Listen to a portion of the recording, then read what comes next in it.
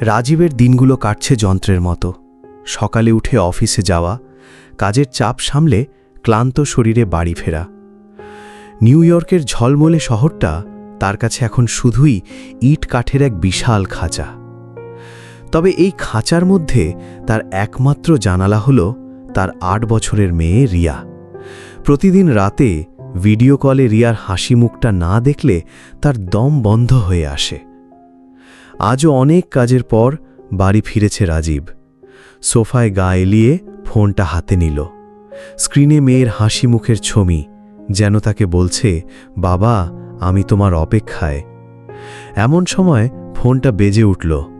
স্ক্রিনে ভেসে উঠল রিয়ার নাম। রাজীবের ক্লান্তি এক নিমিষে উধাও। হ্যালো আমার সোনা।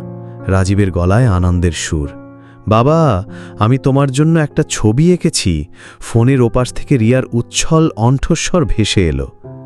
রিয়া তার আঁকা ছবিটা দেখালো, যেখানে একজন বাবা আর তার মেয়ে হাত ধরে হেঁটে যাচ্ছে।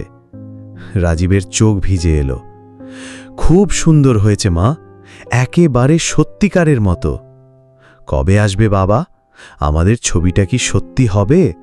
রিয়ার কণ্ঠে ব্যাকুলতা। রাজীবের গলা ধরে এলো।